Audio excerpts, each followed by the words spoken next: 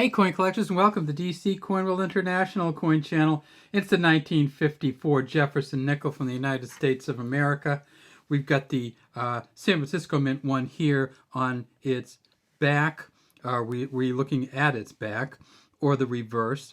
In 1954, San Francisco made 29.3 million of these, but they also made some that have an S and a D over the top of each other. And one of the things you do if you do get this one is look to see if it is. And I'll tell you what, this one is really close, isn't it? It's got something underneath the S, but we really can't tell that that's a D underneath the S. What would a D underneath the S look like? Well, what would a D look like? There's a 1954 D. So if the D was underneath the S, we would expect that there would be a line down the side and then a line that came around, and we really can't see that. We can see like an ugly kind of not a great S, and we can see something underneath it. But remember, this is an issue, the 1954's, a coin year issue that has all kinds of stuff going on with it.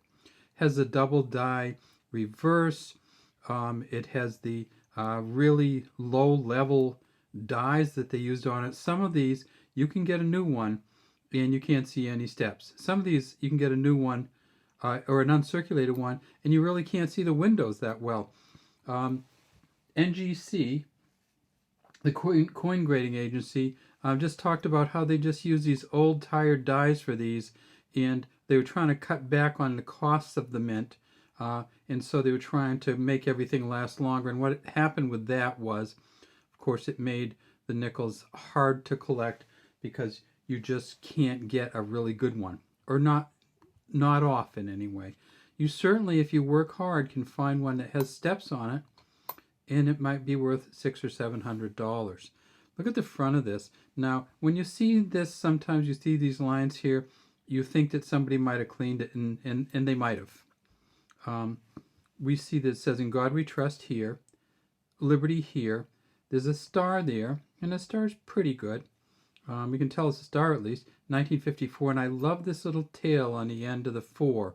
That's one of the nice things about this typeset. There's a tail on the 1 coming down, tail on the end of the 4.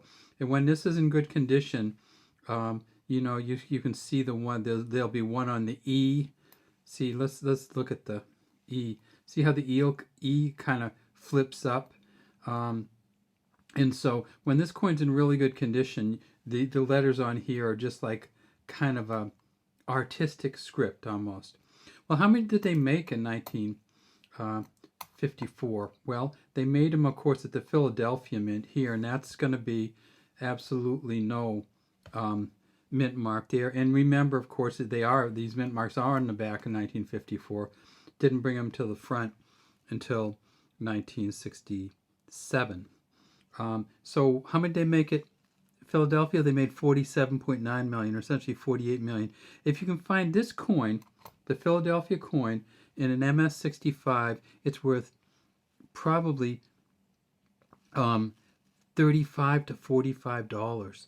And if you can find the Denver Mint coin in MS-65, it's worth, again, $35 to $45, as with the San Francisco Mint. But if you can find the San Francisco Mint, the S over the D, that's worth $165 at MS-65, and 20 probably in this condition.